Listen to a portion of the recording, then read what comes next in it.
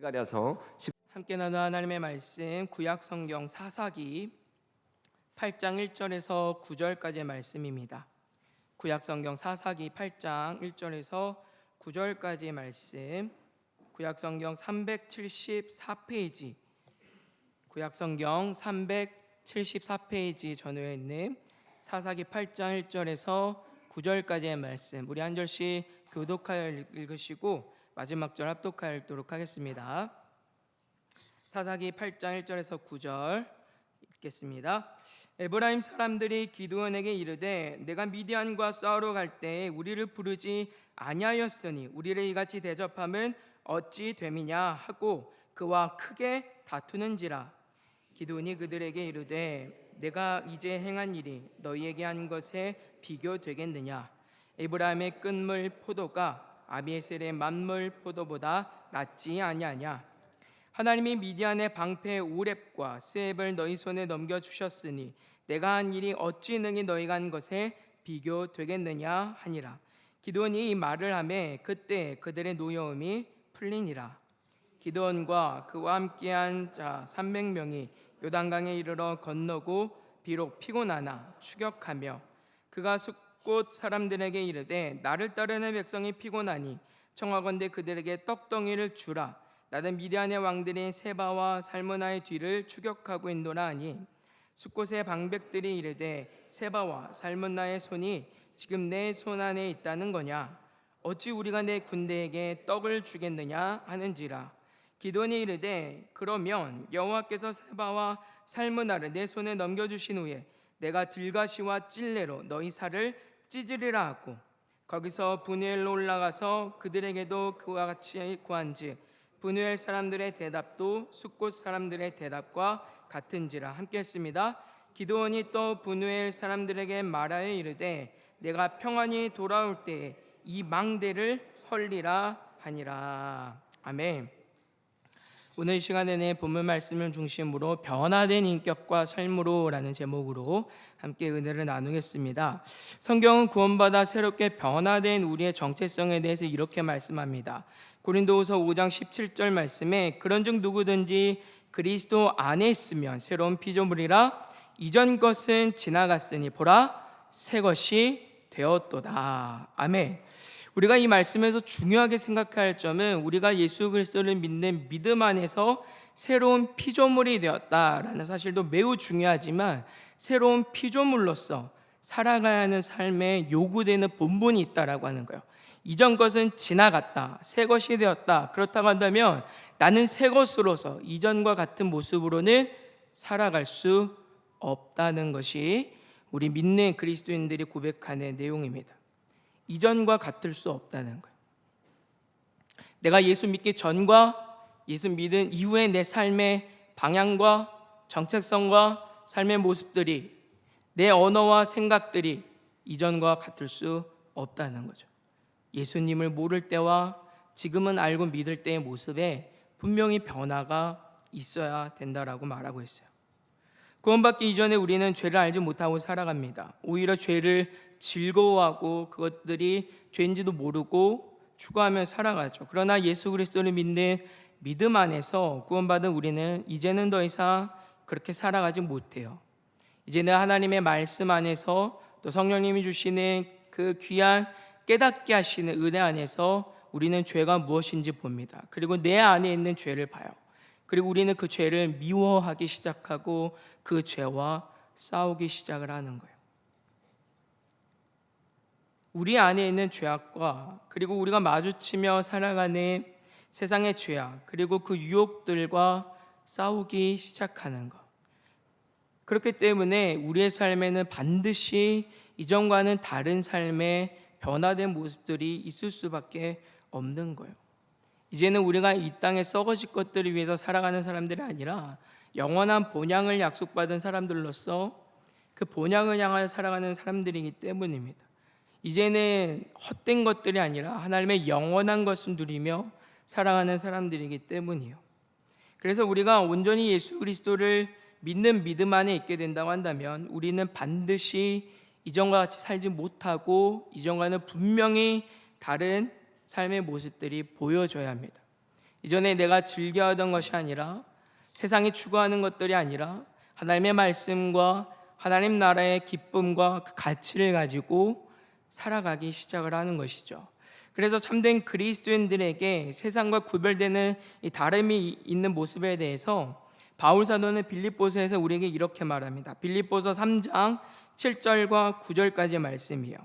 그러나 무엇이든지 내게 유익하던 것을 내가 그리스도를 위하여 다 해로 여길 뿐더러 또한 모든 것을 해로 여기면 내 주 그리스도 예수를 아는 지식이 가장 고상하기 때문이라. 내가 그를 위하여 모든 것을 잃어버리고 배설물로 여김에 그리스도를 얻고 그리스도 안에 그 안에서 발견되라 함이니 내가 가진 은은 율법에서 난 것이 아니요 오직 그리스도를 믿음으로 말미암은 것이니 곧 믿음으로 하나님께로부터 난 의라.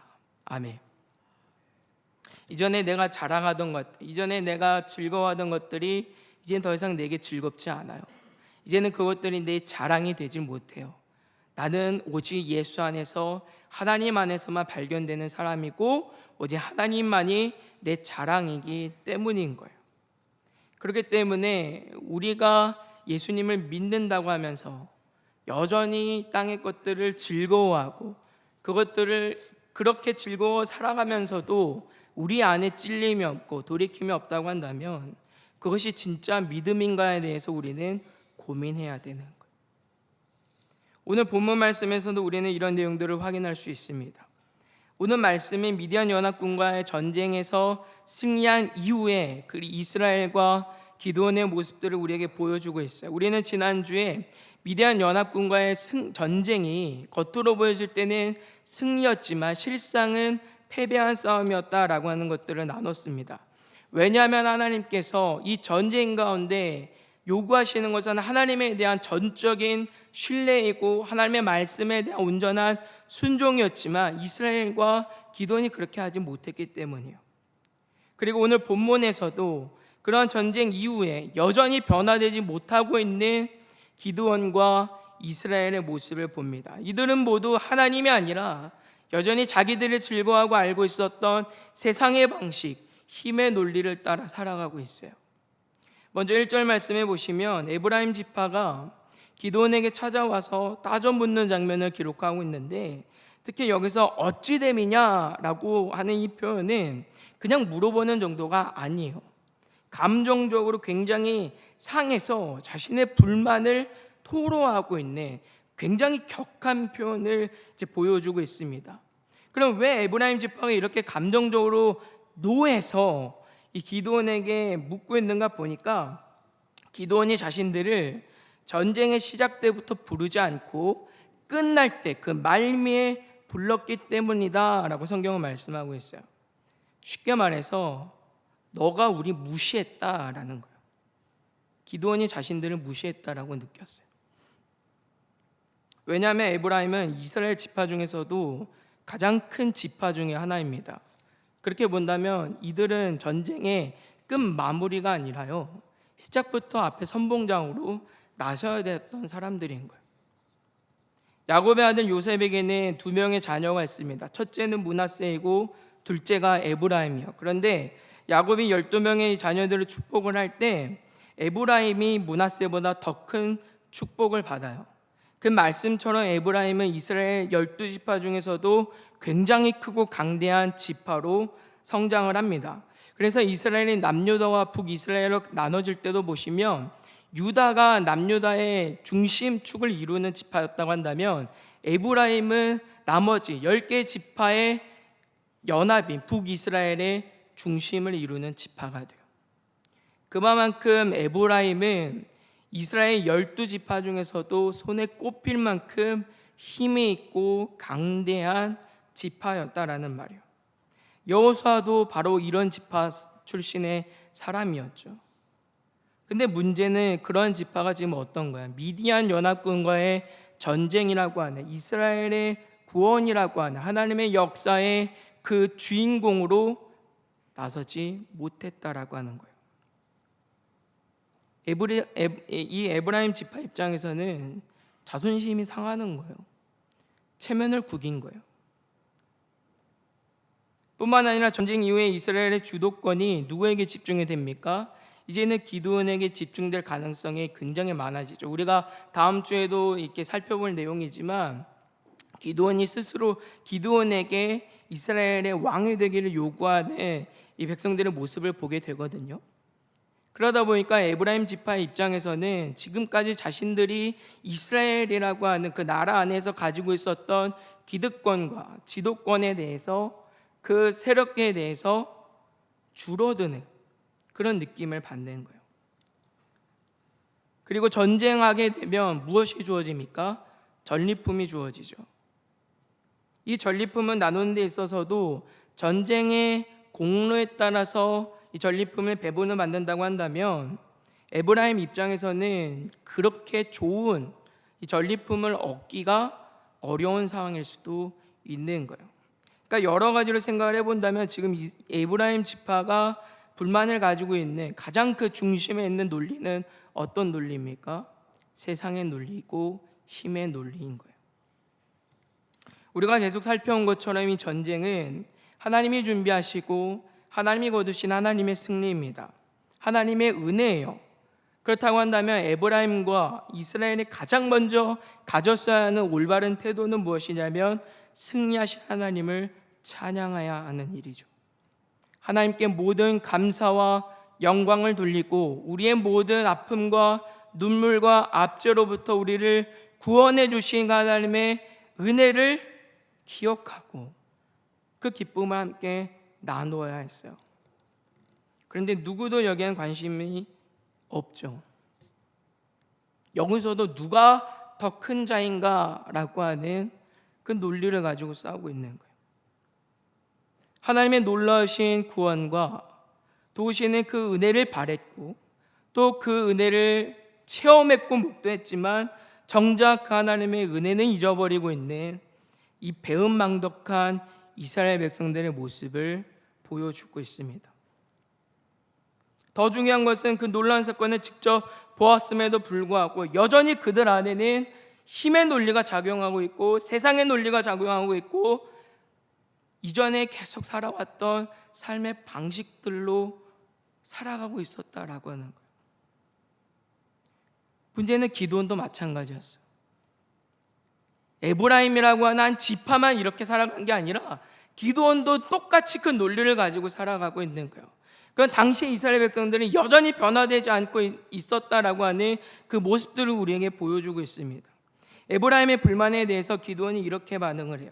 2절과 3절의 말씀해 보시면 기드온이 그들에게 이르되 내가 이제 행한 일이 너희가 한 것에 비교되겠느냐. 에브라임의 끝물 포도가 아비에셀의 만물 포도보다 낫지 아니하냐. 하나님이 미단의 방백 오렙과 스앱을 너희 손에 넘겨주셨으니 내가 한 일이 어찌 능히 너희가 한 것에 비교되겠느냐 하니라. 기드온이 이 말을 하며 그때 그들의 노여움이 풀리니라. 아멘. 기드온이 상한 이 에브라임 지파의 마음을 달래요. 이를 위해서 기드온은 할 수 있는 한 그들의 공로를 칭찬하고 드러내줍니다. 에브라임의 끝물 포도가 아비에셀의 만물 포도보다 낫다라고 하는 말은 아무리 기드온이 잘났고 아무리 기드온이 속한 그 지파가 잘났다 하더라도 기드온이 한 일이 아무리 뛰어나 보이는 것처럼 보여도 에브라임보다 못하다라고 하는 그런 의미예요. 그래서 3절에서도 에브라임이 미디안 군대 수장들의 목을 취하였다라고 하는 것을 들면서 이 전쟁에서 너희가 한 일이 결코 작지 않고 너희가 정말 큰 일을 했다라고 그들의 공로를 막 칭찬하고 드러내주고 있어요. 이 부분에 대해서 어떤 주석이나 학자들은요, 그리고 또 어떤 설교자들은 기드온이 굉장히 지혜로운 것처럼 설명을 합니다.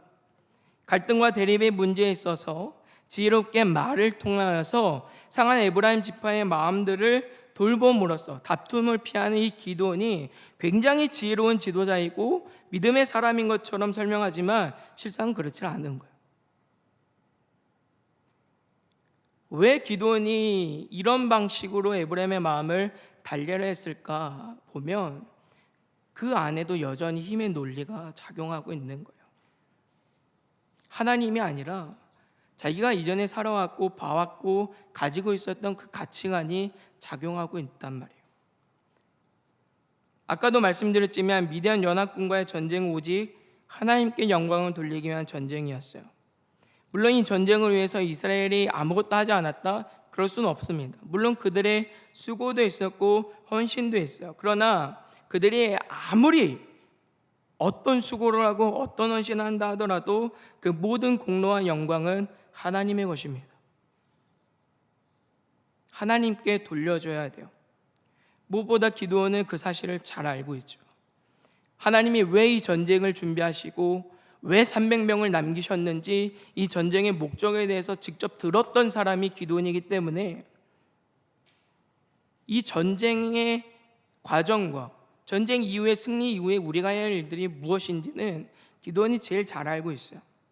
그렇기 때문에 기드온이 정말로 올바르게 그리고 지혜롭게 대응했다고 한다면 에브라임의 마음을 하나님의 뜻과 하나님의 말씀으로서 가르치고 훈계하고 그들이 돌이킬 수 있도록, 그리고 그들이 하나님의 말씀 앞에서 그 마음과 중심을 겸비하여서 교만한 마음을 버리고 하나님 앞에 모든 감사 영광을 돌릴 수 있도록 해야 했어요.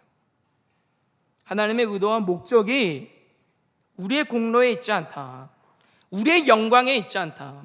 당신이 한 일이 있고 내가 한 일이 있지만 그게 뭐가 중요하냐? 우리가 이거에서 당신이 이거 했기 때문에 우리가 이긴 게 아니라 이 전쟁은 하나님이 이기게 하신 것인데, 당신도 하나님의 은혜고 나도 하나님의 은혜인데 당신이 잘난 게 무엇이고 내가 잘난 것은 무엇이냐? 그러니 우리가 하나님께만 영광을 돌리자, 이렇게 했어야 될 게 맞아요. 그러니까 너희는 너희의 자랑을 위해서, 너희의 의를 위해서 너희를 드러내지 말아라 라고 하는 게 더 적절하다고요. 그런데 기드온이 그렇게 하지 않아요. 오히려 그들의 마음을 얻기 위해서, 그들의 눈과 귀를 즐겁게 하기 위해서 그들의 아무것도 아닌 공로를 드러내고 칭찬하는 모습들을 보게 됩니다. 승리하신 하나님을 기억하게 할 것이 아니라 그 순간 그들의 마음을 즐겁게 하는 것으로 순간의 위기를 모면하는 기드온의 모습을 보고 있어요. 기드온이 설령 그렇게 설명을 하지 못했다라고 한다면 그러면 적어도 하나님께 이 문제를 맡겼어야 돼요. 그래, 에브라임 너희가 분만을 가질 수 있다. 그러면 이 문제를 가지고 우리 하나님께 확인해 보자. 하나님이 뭐라 말씀하시는지 들어보자. 하나님께서 판단하실 것이다. 하나님께 맡겼어야 돼요. 모세를 기억을 해보세요. 모세가 굿수 여인을 아내로 맞이했을 때 이 일이 옳지 못하다고 하여서 미리암과 아론이 모세를 굉장히 비방합니다. 아론과 미리암 입장에서는 굉장히 타당한 근거를 가지고 있는 거예요. 근데 이 문제를 가지고 모세가 어떻게 해결합니까? 미리암을 달래고 아론을 이리저리 달래고 달콤한 말로 그렇게 하질 않아요. 이 문제를 그냥 하나님께 맡겨놓죠. 이들이 비난하고 비방할 때 하나님께서 미리암과 아론을 찾아가서 직접 말씀하시고 비방하지 못하게 하심으로 이 일의 모든 송사들을 해결하시는 것을 성경 우리가 말씀하고 있습니다. 하나님께 판결을 맡기는 거예요. 고라 자손과 일당들이 모세와 아론의 권위에 도전하였을 때도 모세는 하나님께 이 모든 판단을 맡겨드리죠. 그래, 정말 하나님의 뜻이 어디에 있는지 확인해보자. 하나님께서 우리에게 알게 하실 것이다.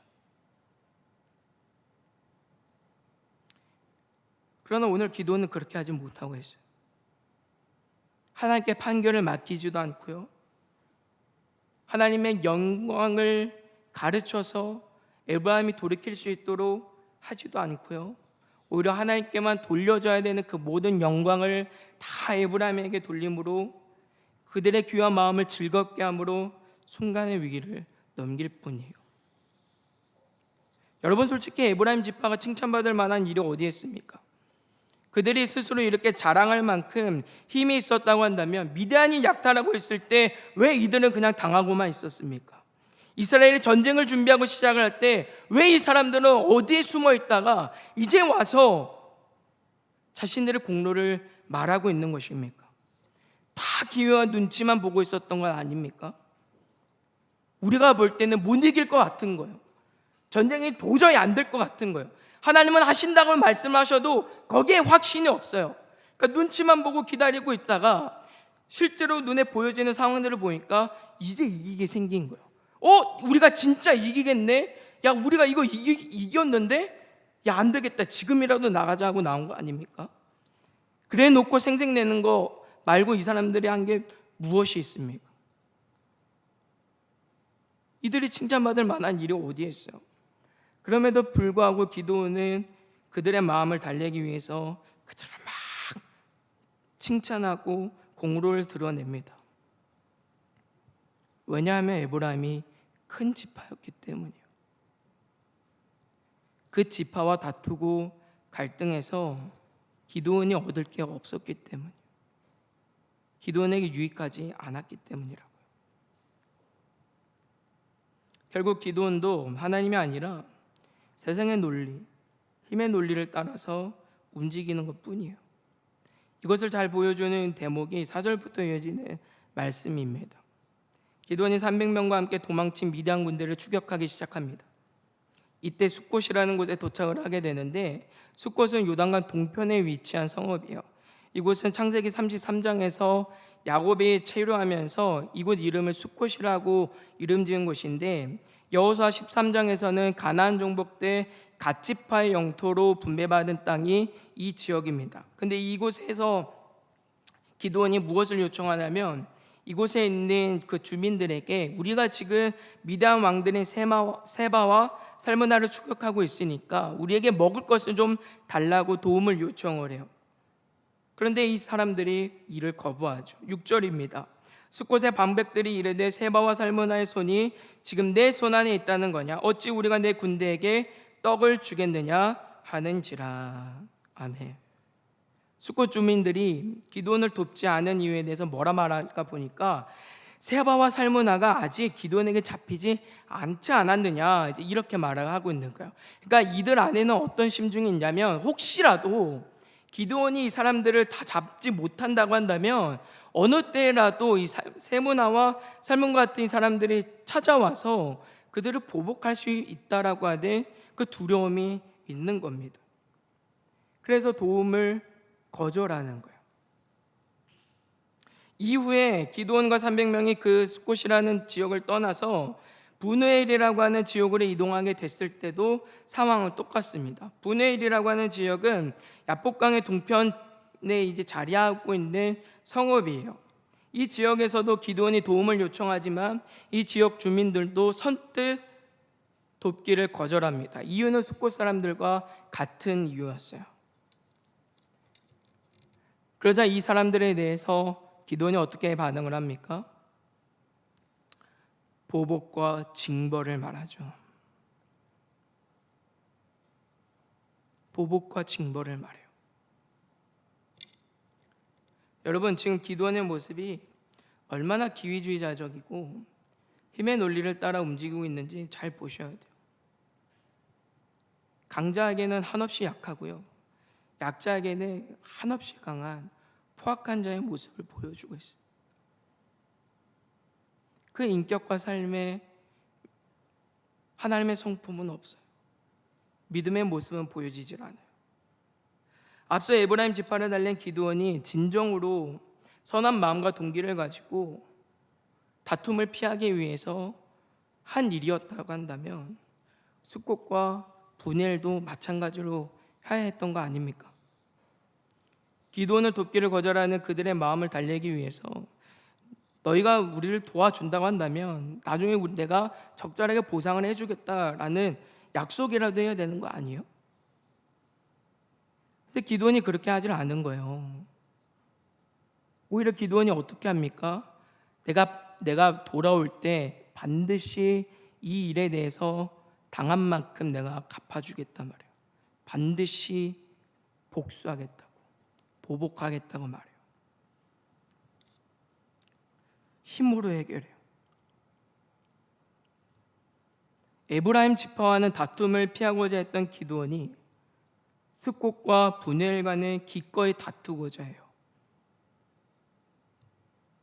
결국 에브라임 지파와 갈등을 피하고자 했던 것은 그들의 위세가 컸기 때문에 기드온이 선뜻 다투기를 주저했다는 것이고요. 숫곳과 분엘은 에브라임 지파와 비교해 보면 큰 위험이 되지 않았기 때문에 기꺼이 싸움을 마다하지 않았다라는 것을 우리가 생각할 수 있습니다. 위대한 연합군의 승리는 당시 이스라엘 백성들에게는 도저히 생각할 수 없고 기대할 수 없었던 놀라운 하나님의 구원과 은혜의 역사임이 틀림없어요. 그리고 하나님은 그 전쟁의 모든 과정들 속에서 우리의 이해와 상식과 논리로는 도저히 설명될 수 없는 그 방식들을 통하여서 전쟁을 승리하게 하심으로 그 하나님의 백성들이, 이스라엘 백성들이 세상의 논리와 세상의 방식과 힘의 방식이 아니라 이전에 우리에게 익숙했던 그 삶의 방식들이 아니라 가나안 문화에 젖어들어 있는 그 삶의 태도가 아니라 놀랍게 역사하시는 하나님의 말씀과 하나님의 가치와 하나님 나라의 그 이유를 따라서 살아가는 것임을 가르쳐 주셨어요. 이스라엘은 그것을 배웠어야 했어요. 그것이 하나님에 대한 경외이고 그것이 하나님께서 오늘 미디안의 손에서 기드온을 통해서 이스라엘 백성들을 구원하고자 하시는 하나님의 목적이었는데 그 놀라운 일을 직접 보고 들었음에도 불구하고 여전히 꺾어지지 않고 있는 기드온과 이스라엘의 모습을 우리가 보게 됩니다. 여전히 그들이 즐겨하고 익숙한 세상의 논리와 힘의 논리를 가지고 살아가고 있어요.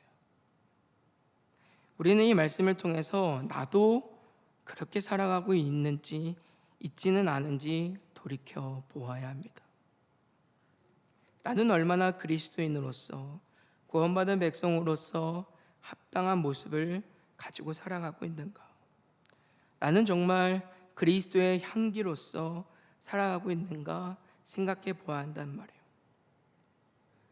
이렇게 본다면 우리 안에도 여전히 기드온과 당시 이스라엘 백성들과 같이 변화되지 못하고 살아가는 모습들을 보게 됩니다.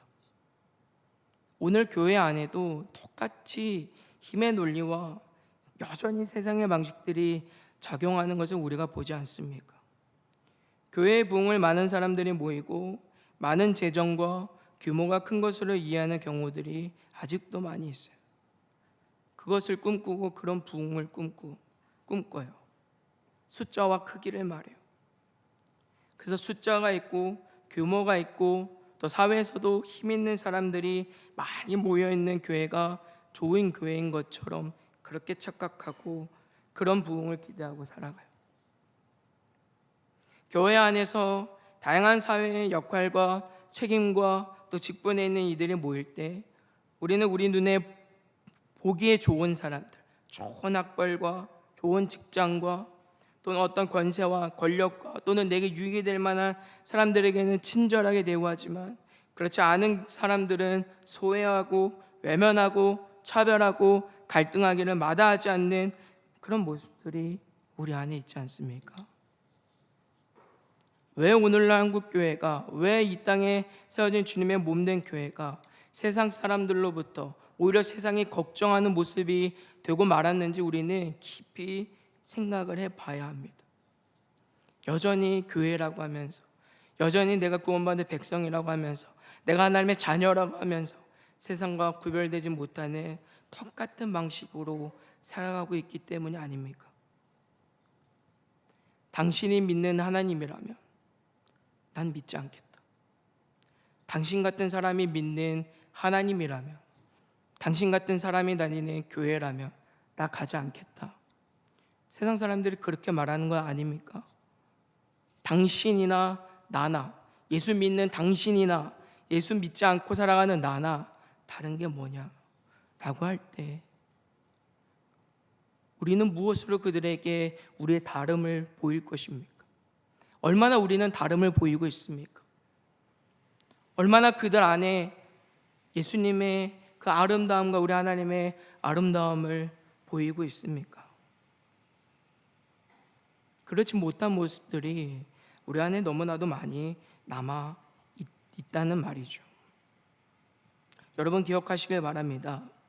하나님께서 우리를 세상에서 하나님의 구원받은 백성 자녀로 부르셔서 또 다시 우리를 세상에 보내신 것은 세상 속에 동화되어서 그냥 살아가라라고 우리를 보내신 것이 아니에요.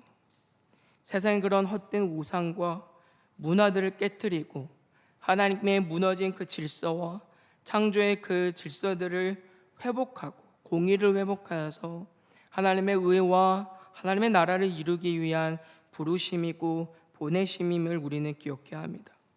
아무리 힘들고 아무리 어렵고 또 일로 인해서 우리가 세상 사람들의 미움과 질타와 비방을 당하고 살아간다 하더라도 바보 같다라고 손가락질을 받아도 우리는 그것을 두려워하는 사람들이 아니라 오늘 내가 구원받은 자로서 합당하게 살아가지 못함에 대한 두려움을 가지고 살아가야 돼요. 내 삶의 모습을 통해서 예수님의 형상이 보여지지 않음을 한탄하며 살아가는 사람들이 되어야 해요. 세상 사람들처럼 좋은 학벌이 없기 때문에, 좋은 직장이 없기 때문에, 내 삶에 무언가가 이룬 것이 없기 때문에 낙심하고 눈물 짓고 한탄하며 살아가는 것이 아니라 오늘도 내가 하나님의 말씀을 따라서 살아가지 못함에 대한 탄식과 애통하는 마음을 가지고 살아가야 해요. 그렇기 때문에 오늘 우리는 세상 속에 살아가지만 세상에 동화되어 살아가는 것이 아니라 이전에 우리가 즐겨하던 모든 그런 방식들은 버리고 철저하게 하나님께서 말씀하시는 말씀의 기준을 따라서 생각하고 판단하고 결정하고 살아갈 수 있는 사람들이어야 합니다. 그것이 아무리 합리적이고 아무리 아름답게 보여도 복음이 진리가 아니라고 한다면, 그것이 하나님을 믿는 일들에 어려움이 된다고 한다면 우리는 적극적으로 그것들을 버릴 수 있는 사람들이 되어야 해요. 로마서 12장 2절은 우리에게 이렇게 말씀합니다. 너희는 세대를 본받지 말고 오직 마음을 새롭게 함으로 변화를 받아 하나님의 선하시고 기뻐하시고 온전하신 뜻이 무엇인지 분별하도록 하라. 아멘. 사랑하는 성도 여러분, 구원받은 백성으로서 합당한 모습을 가지고 세상과 구별되는 자의 모습으로 살아갈 수 있는 저 여러분들 되시기를 주님의 이름으로 부탁을 드립니다. 우리가 하나님의 자녀이고 구원받은 백성이라고 하면서 여전히 우리가 즐겨하는 그 죄악들을 버리지 못하고 세상과 동화되어 살아가는 그 일들은 결코 하나님이 우리에게 기뻐하시는 일이 아닙니다. 혹시나 우리 안에 그런 모습들이 있다고 한다면 애통하는 마음을 가지고 돌이킬 수 있는 은혜가 있기를 주님의 이름으로 소망합니다. 특별히 이 일들을 위해서 어떤 일들을 결정하시고 또 어떤 일들을 실천하실 때 가장 먼저 무엇이 내 안에 동기인가를 한번 잘 생각해 보시길 바라요. 하나님인지, 하나님의 말씀에 있는지, 아니면 세상의 시선과 내 욕심에 있는지,